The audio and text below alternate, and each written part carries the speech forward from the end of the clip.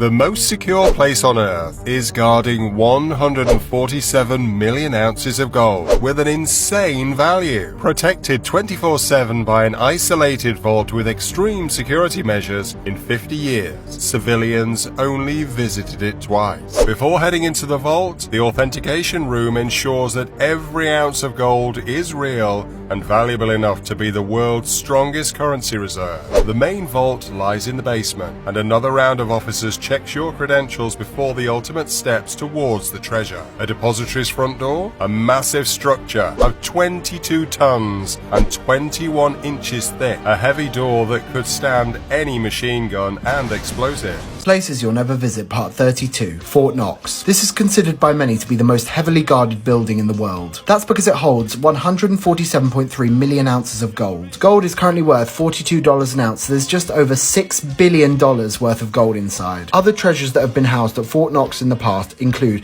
the US Constitution, the Declaration of Independence, Lincoln's Gettysburg Address, the Hungarian Crown Jewels, Magna Carta, and the Gutenberg Bible. Access to the vault requires a combination code that is not known to any one individual. What country has the most gold in the world? Well, that would be the US, with 8,133 metric tons in the American gold reserve. That's about $480 billion. The gold reserve is so large, it almost has as much as the next three biggest gold reserves combined, Germany, Italy, and France. But why does the US need such a large gold reserve? One reason is to protect its currency in case of economic disaster, but another reason is that if the US sold its huge amount of gold, that would basically destroy the market. The price of gold would drop so drastically, many large banks could fail or need to be bailed out. What countries have the most gold in the world? Well, at number 3 we have Italy with 2,451 tons. In second is Germany with 3,359 tons. Although they keep their gold spread out around the world, with reserves in the Deutsche Bundesbank in Frankfurt, US Federal Reserve in New York, and the Bank of England in London. And in first place is the United States with 8,133 tons of gold. That's about $480 billion. And at one point when the US offered to house and protect other countries' gold in exchange for dollars, it was said that around 95% of the entire world's gold reserves lay in American vaults. So this is one of my top asked questions for the Fort Knox video.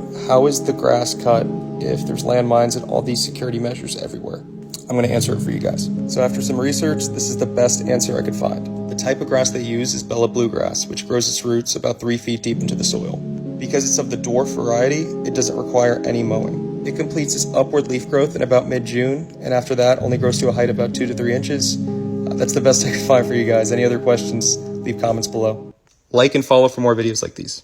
Global economics, they use gold. Like in the old days, they used to have Fort Knox. I'm sure everybody knows Fort Knox. In Fort Knox, they used to keep gold for each country.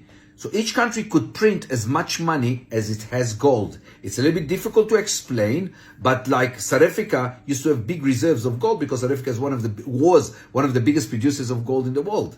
So gold, when gold used to be more expensive, South Africa's currency used to be stronger. I don't know if you understand. It's a little bit, it's for another lesson. But even America used to have its reserves in gold, used to keep the gold in Fort Knox and print as much money of the gold value.